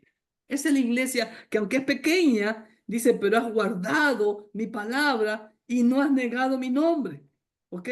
Por cuanto has guardado la palabra de mi paciencia, has obedecido, yo también te guardaré de la hora de la prueba que ha de venir sobre el mundo entero para probar a los que moran sobre la tierra. Y déjenme decirles algo, amados hermanos. Este mismo versículo también es usado por los que dicen que la iglesia sí pasará la gran tribulación. Porque dice ahí guardará, no dice que arrebatará. ¿Ok? Entonces, ¿qué significa guardar? Porque la iglesia ha guardado, ha obedecido su palabra. Por lo tanto, el Señor nos guardará, ¿no? Pero, bueno, puede decir que no. Pero 1 Tesalonicenses 1:10 es más claro, nos libra de la ira venidera. Y ya les voy a dar otro pasaje más, pero déjenme darle. Miren, no sé, Danielito, si alguna vez tuviste este dibujo. Sí, pero, o sea, a mí me han invitado siempre a seminarios, conferencias, y siempre me ha gustado ir. Sí, me parece que lo he visto algo parecido, pastor. Ese dibujo es que cuando yo aprendí por primera vez esto allá en Guayaquil, Ecuador. Y vino un pastor de Quito a dar unas conferencias. No doy el nombre por ética pastoral, pero un amado siervo de Dios, un amado siervo de Dios. ¿Para qué? Pero todo el mundo creía eso, ¿no? Y más adelante, ¿ok? Si ve, antes de los 7 años, y mire, la tribulación la toman por 7 años. Ese es el error, ¿ok? Ahora, miren lo siguiente. Esa es la postura, ese es el gráfico del pretribulacionismo dispensacional. ¿Sí ven? Antes de que empiece la semana 70, para ellos la gran tribulación son los 7 años. No, usted ve el rapto, después viene la construcción o el anticristo. ¿Sí ve? O sea, que la iglesia no va a ver ni el anticristo, ni va a ver la construcción del templo, posiblemente. ¿Ok? Ahora bien, vamos a la última. Esto. ¿Alguien se acuerda de eso? La película Dejados Atrás, sí. Ajá. Hermano, con esa película es que ganó bastante la posición pretribulacionista dispensacionalista. Con esta película, ¿no? Porque antes de que empiece la semana 70, supuestamente ya la iglesia era arrebatada. Y esta película salió por el año 2000. ¿Sí ve? Por eso que ha ganado bastante esto, pero, viene la última posición y esta es mi postura. El pretribulacionismo moderno. Esta posición, déjenme ver mis notas. Esta posición sostiene que la iglesia sí verá la aparición del anticristo en escena al inicio de la semana 70 de Daniel, pero que la iglesia será arrebatada antes del inicio de la gran tribulación, la cual tiene una duración de 3 años y medio y no los 7 años como los pretribulacionistas dispensacionistas creen. Miren lo que dice, ya leímos 2 Tesalonicenses 2 del 1 al 4, donde donde nos menciona que vamos a ver la apostasía y la manifestación del hombre de pecado. Miren lo que dice Daniel 12:7, amado hermano. Ahí el Señor, a través de Daniel, nos dice claramente la duración de la gran tribulación. Daniel 12:7. Oí el varón vestido de lino que estaba sobre las aguas del río, el cual alzó su diestra y su siniestra al cielo, y juró por el que vive, que será por tiempo, tiempos y la mitad de un tiempo. ¿Qué quiere decir tiempo, tiempos y la mitad de un tiempo, hermano?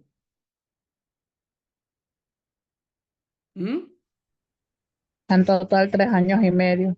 Exactamente, exactamente. ¿Ok? Son 3 tiempos singular, 1 tiempos plural, 2, 1 más 2, 3 y medio tiempo, medio año. ¿Se da cuenta? Ahí está claro, está expresado en función de meses. Ahora, venga conmigo a Apocalipsis 12, versículo 14.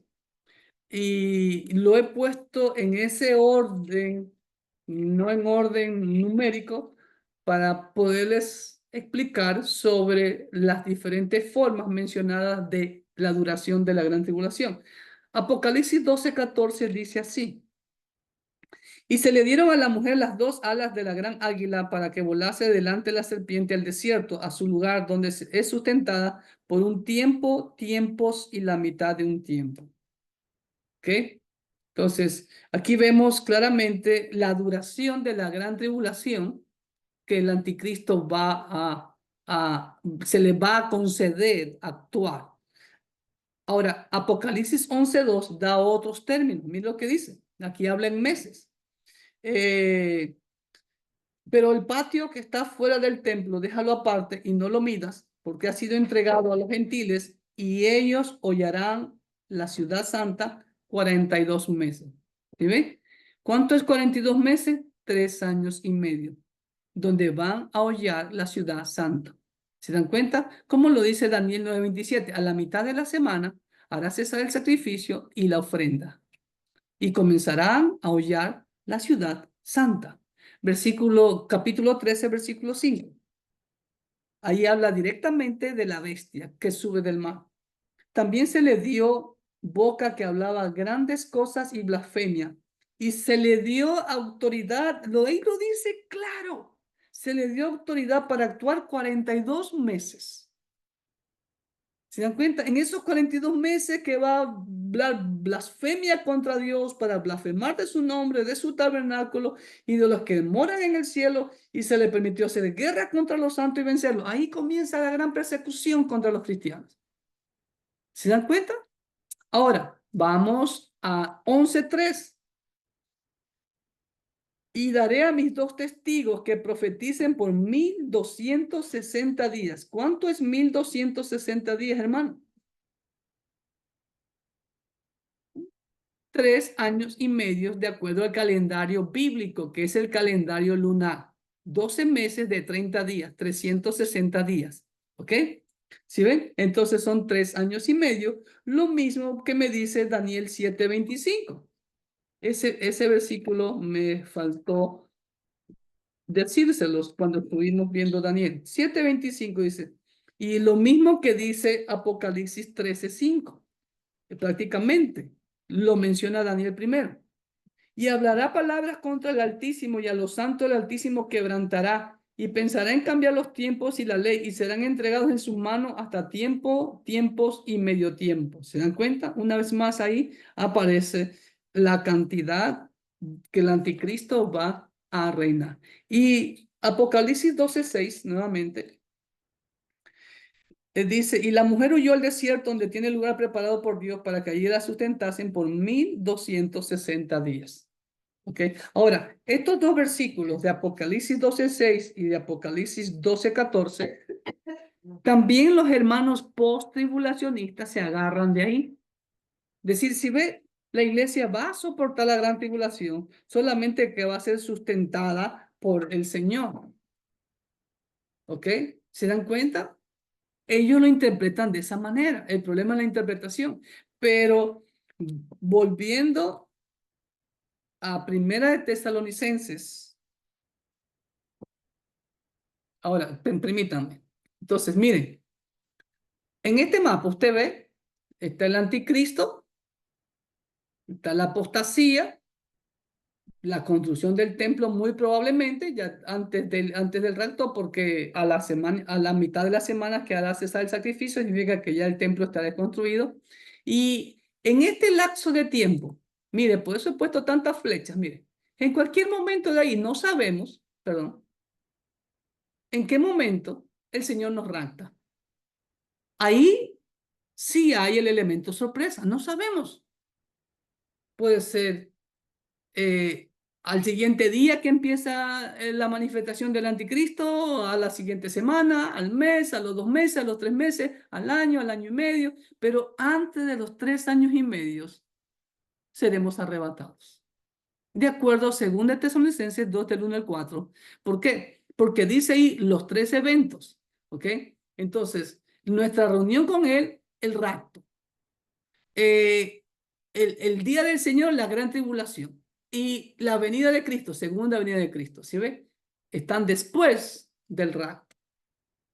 Pero vamos a ver la apostasía y el anticristo, como dice 2 Tesalonicenses 2 del 1 al 4, como ya le leímos. ¿Estamos? Ahora bien, bíblicamente el punto de vista pretribulacionista tiene más argumentos a su favor y muchos más pasajes que indican que la iglesia no sufrirá la ira de Dios. ¿Ok? Ahí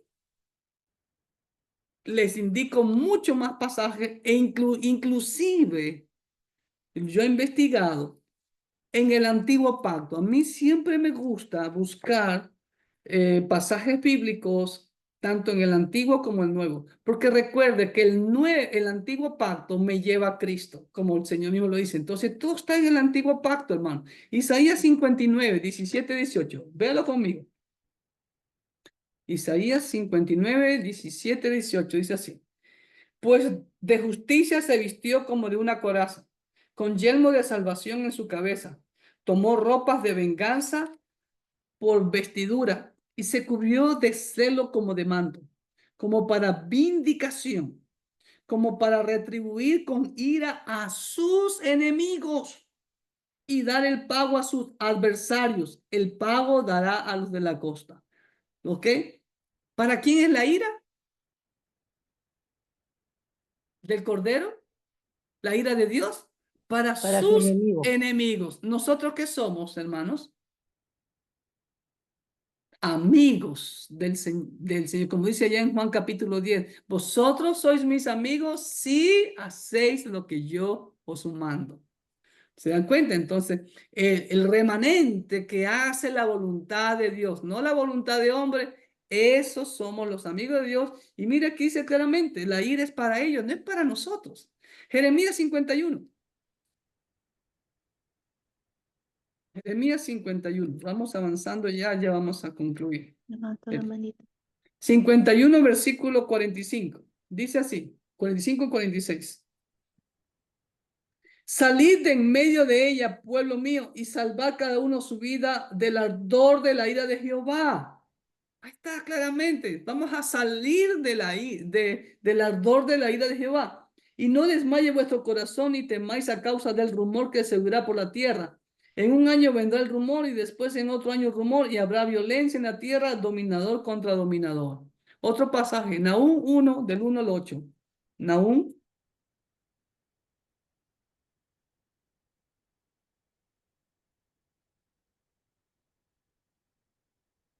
Miqueas, Nahum 1 al 8. Leo desde el 2. Jehová es Dios celoso y vengador. Jehová es vengador y lleno de indignación. Se venga de sus adversarios y guarda enojo para sus enemigos. Nosotros no somos ni adversarios ni enemigos de Dios. Jehová es tardo para ir y grande en poder y no tendrá por inocente el culpable. Jehová marcha en la tempestad y el torbellino y las nubes son el polvo de sus pies. Él amenaza al mar y lo hace secar, etcétera, etcétera, etcétera. Y versículo 6. ¿Quién permanecerá delante de su ira? Es lo que dice Apocalipsis 6:17 que le leí hace un momento. ¿Quién se podrá mantener en pie ante la ira de Dios y del Cordero? Su ira se derrama como fuego y por él se hienden las peñas. ¿Ok? Versículo 8. Mas con inundación impetuosa consumirá a sus adversarios y tinieblas perseguirán a sus enemigos. Nahum es claro. 800 años aproximadamente antes de Cristo ya lo mencionaba. La ira de Dios es para sus adversarios y enemigos. ¿Ok? No para nosotros. Ya leímos 1 Tesalonicenses 1:10. Apocalipsis 3:10 ya leímos. Yo te guardaré la hora de prueba. Apocalipsis 6:16-17 ya leímos. La ira del que está sentado en el trono, ¿no? Y la ira del Cordero. Son para los infieles, para los impíos. ¿Ok? 14. Otro punto fuerte. La palabra iglesia aparece 19 veces en los 3 primeros capítulos de Apocalipsis. Pero curiosamente, la palabra en sí, literalmente iglesia, no se vuelve a utilizar hasta el capítulo 22. Aunque en el capítulo 19, del 7 al 9, vemos las bodas, las vemos en las bodas del Cordero. ¿Ok? Desde Apocalipsis 3:22 hasta 22:16. Imagínense, en la extensa descripción de la tribulación en Apocalipsis, la palabra iglesia brilla por su ausencia. De hecho, la Biblia nunca utiliza la palabra iglesia en un pasaje relacionado con la tribulación. ¿Estamos? Número 15. El pretribulacionismo es la única teoría que mantiene claramente la distinción entre Israel y la iglesia y los planes separados de Dios para cada uno, donde la gran tribulación es un tiempo de purificación y restauración para Israel y Jerusalén y no para la iglesia. La gran tribulación, amados hermanos, es la última oportunidad que tiene Israel de salvación. Estamos ahí, es donde el Señor va a levantar a los 144,000 y yo creo que son literalmente de Israel, como lo dice claramente ahí en Apocalipsis capítulo 7. Estamos. Ahora, pero pastor, ¿y cómo sabe? Dios sabe quiénes son de cada tribu. Puede ser que en Ecuador haya uno de la tribu de alguna tribu, ¿me entiendes? ¿Qué sé yo? ¿Ok? 16. Hermano Clever, con respecto a los 144,000, dice que son específicamente hombres. Pues sí, la Biblia sí Que especifica que son hombres. ellos se guardaron y que ellos Exacto. no Ujú. han tenido mujer. Son específicamente hombres, correcto, hermano. ¿Sí? ¿Ok? Antes de pasar algo sobre las bodas, también cuando dice en el libro de Mateo capítulo 22 acerca de las bodas, ¿no? Y del tribunal Ah, de Cristo, porque una cosa es el tribunal de Cristo y otra cosa es el tribunal de Dios. En Mateo no habla. Cuando habla de las bodas, Sí, eso sí, de las bodas, sí, Mateo ya, 22. se está refiriendo, y cuando habla Apocalipsis de las bodas que usted mencionó, en los 7 años antes de, bueno, uno dice la gran tribulación, incluyendo los 7 años, sabiendo que a la tercera semana empiezan los juicios de Dios, ¿no? Esos A 7 mitad de años, la semana. sí, a mitad de la semana. Entonces, durante esos 7 años aquí en la tierra, de lo que va a acontecer, la iglesia va a estar en el cielo, delante del tribunal de Cristo. Antes de la gran tribulación. ¿Ok? Claro, antes en el rapto ahí Sí. viene la gran tribulación conocida como, ya usted ha explicado, 7 El día años del de Señor. Sí. paz y los 3 años y medio restantes donde cae la ira de Dios sobre la tierra. Entonces, en esos 7 años la iglesia va a estar en el cielo, ¿no? Ok, Delante del tribunal de Cristo, como usted mencionó hace un momento, donde la iglesia va a ser recompensada por sus obras. Ya no va a ser para juicio, sino correcto. por lo Ahora, que hemos hecho pero aquí en la tierra. una aclaración, no son los 7 años, es el pretribulacionismo dispensacionalista. Si usted quiere creer eso, no tengo problema, ¿me entiende? No, no es que yo quiero creer, no es que yo quiero creer, sino que la iglesia, cuando es raptada, va a estar Eso en el sí, cielo. eso A sí. eso me Eso refiero. sí. No Cuando de la creer que iglesia si la iglesia está, pasa, no. permítame un ratito que me dio un calambre en una pierna. Cuando eso suceda, la iglesia va a estar en el cielo y acá abajo en la tierra se va a derramar la ira de Dios. Entonces, Eso. en el cielo, ¿qué vamos a estar haciendo? Vamos a estar haciendo, lo vamos a ver más adelante, como le digo, son 16 estudios, vamos por el 8, vamos a ir tema por tema. Vamos a tener un solo tema para lo que es el tribunal de Cristo, un solo tema para las bodas del Cordero, ¿ok? Un solo tema para el falso profeta. ¿Estamos? Que creo que es el siguiente punto. ¿Estamos? ¿Ok? Ahora sí, vamos adelante y de ahí seguimos con preguntas. Ay, que me dio un tremendo calambre ahorita. Permítanme. Algunos ejemplos bíblicos de arrebatamiento lo vemos con Enoc, como habíamos dicho, Elías, Segunda de Reyes, ¿no? De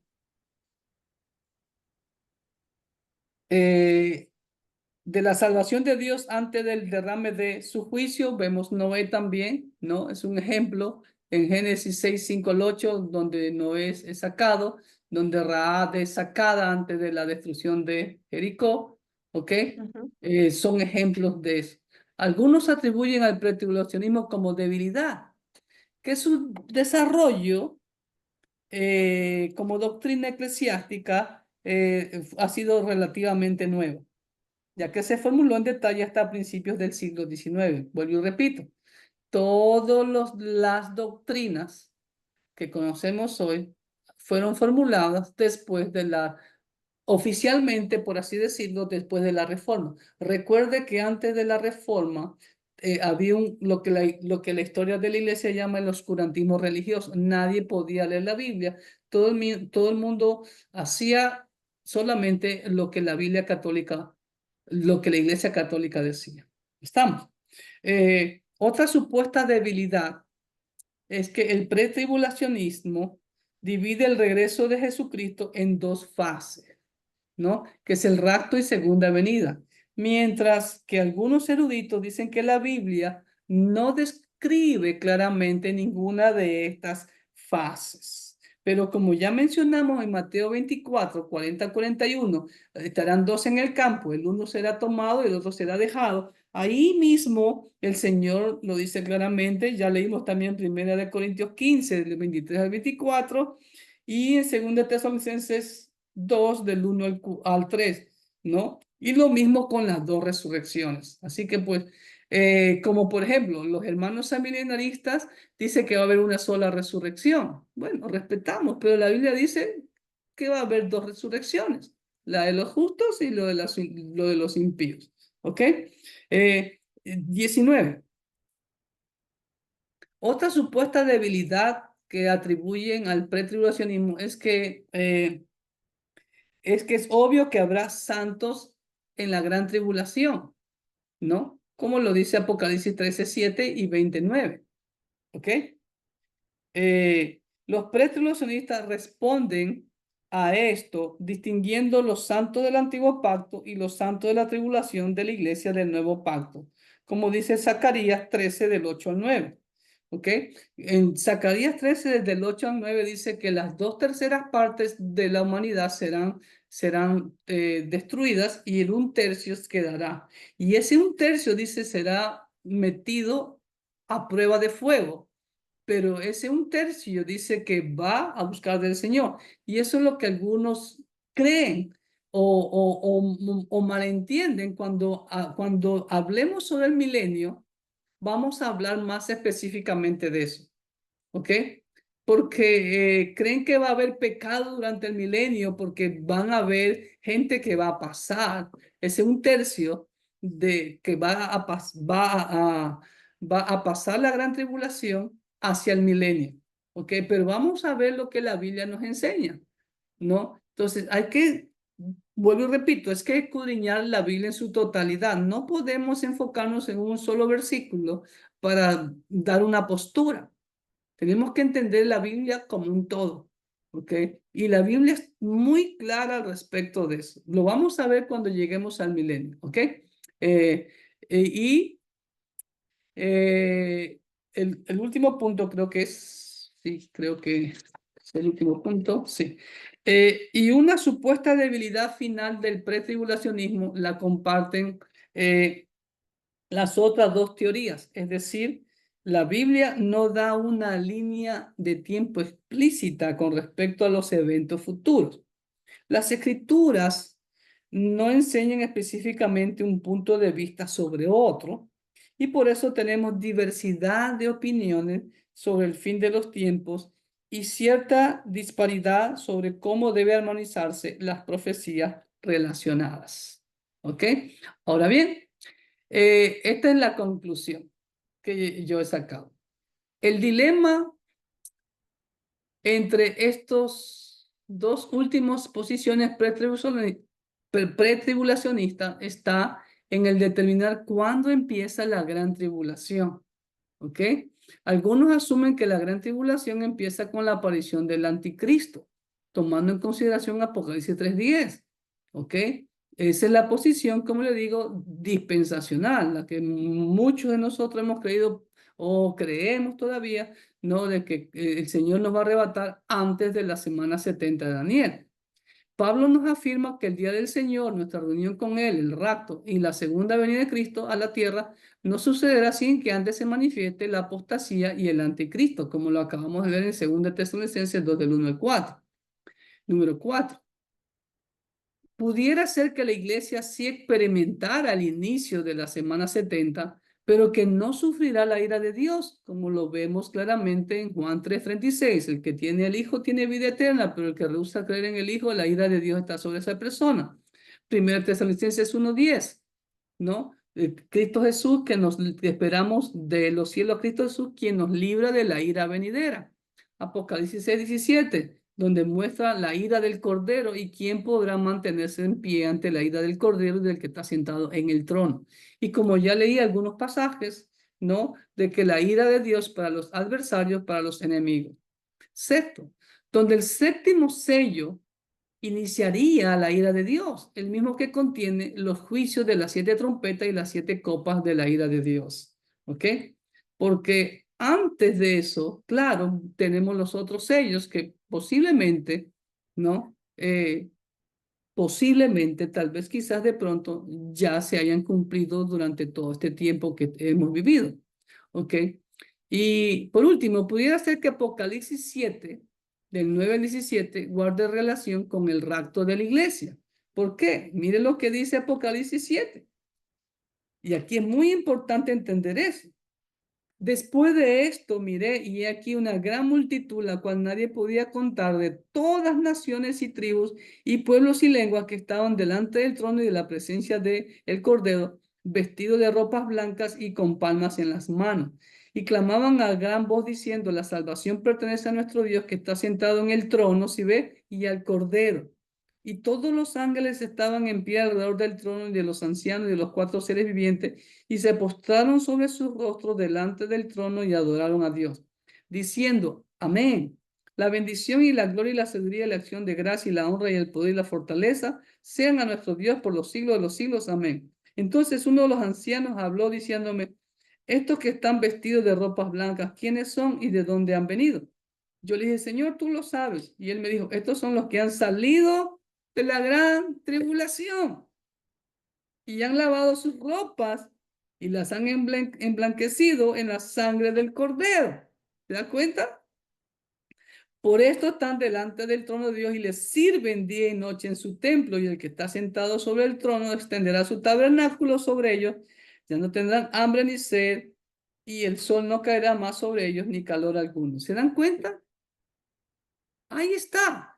Y mire, estamos hablando de Apocalipsis 7, ¿no? Cuando va a empezar la ira de Dios. Ya después de esto es que empieza el derramamiento de los juicios, ¿ok? El capítulo 7 y el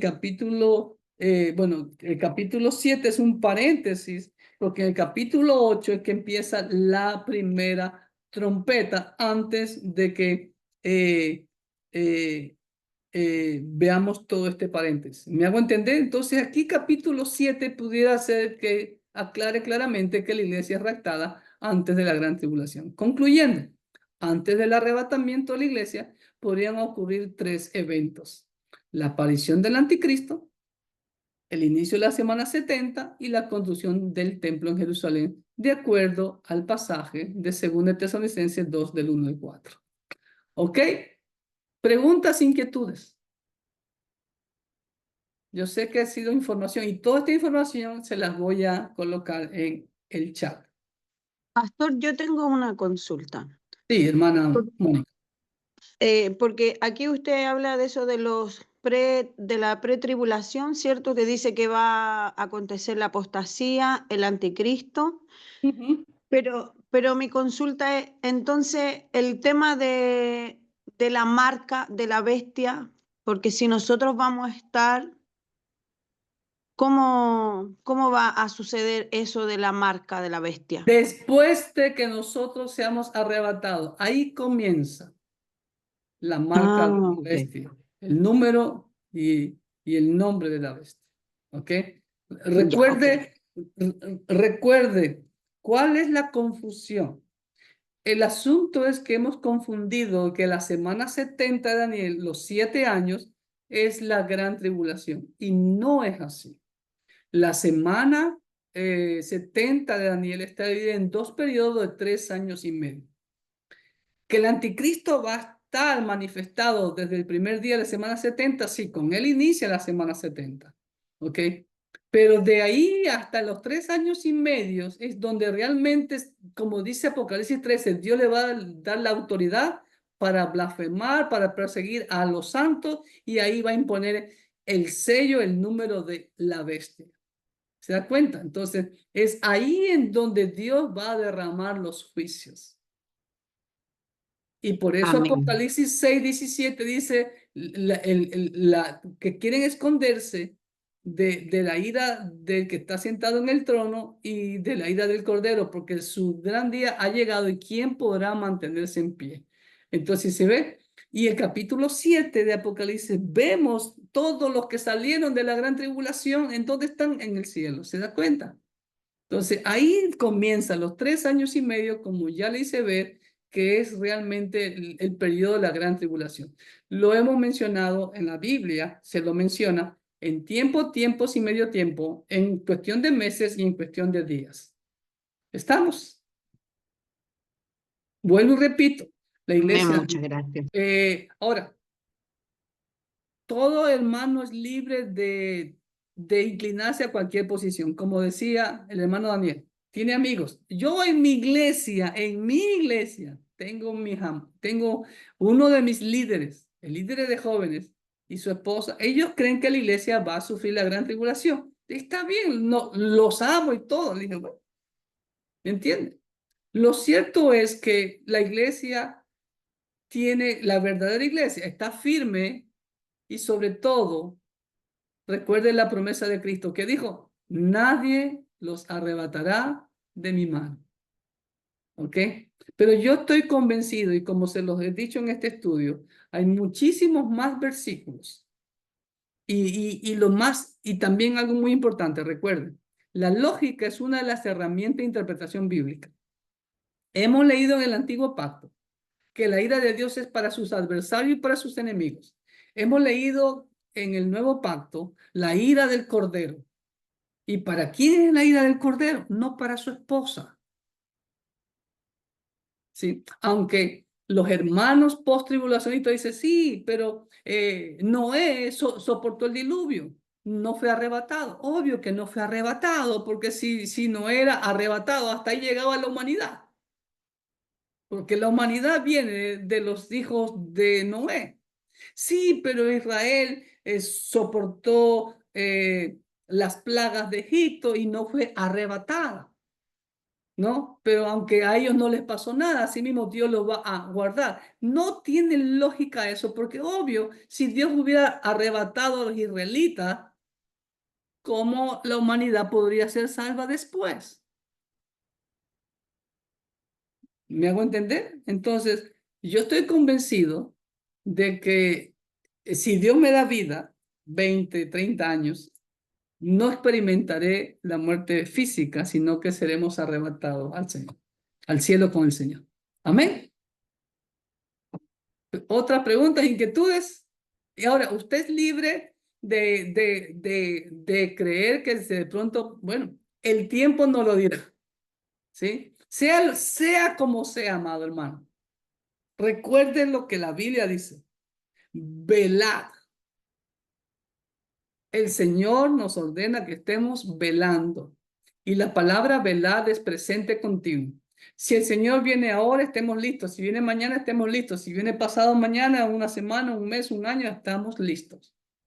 Es lo más importante. Y cuando dice que estamos listos velando, significa que estamos activos sirviendo al Señor. Porque recuerde que en el cielo vamos a estar sirviendo al Señor, como lo acabamos de leer en Apocalipsis capítulo 7. Recuerde, y también lo vemos en capítulo 21. Vamos a estar sirviendo al Señor.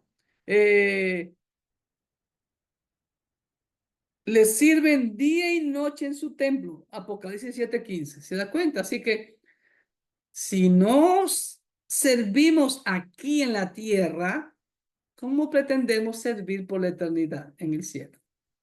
¿Ok? ¿Alguna otra inquietud? Bueno, pastor, algo para usted, personal. Ajá. Tome citrato de magnesio. Sí, Eso ayuda mucho a lo de los calambres, ¿sí? Y me imagino que ha de correr un frío por ahí, porque a veces el frío es el que el músculo lo pone templado ahí. no, Entonces, parece eso es que buenísimo. estuve mal sentado y por eso fue que Ah, ya, también puede ser. porque todos los días como batido de banana, tomo batido de banana. Ahí hay mucho Ah, magnesio. ya. Y también Amén. tengo unas pastillitas que son ya para adultos mayores, que ahí viene de todo magnesio, ¿no? Pero también ya, como yo le digo, es la columna, hermano. Es la columna de años que ya me está cayendo. Gracias, Daniel, por tu Amén. recomendación. Así que, bueno, amados hermanos, ha sido un gusto, un privilegio. Voy a parar ya de grabar.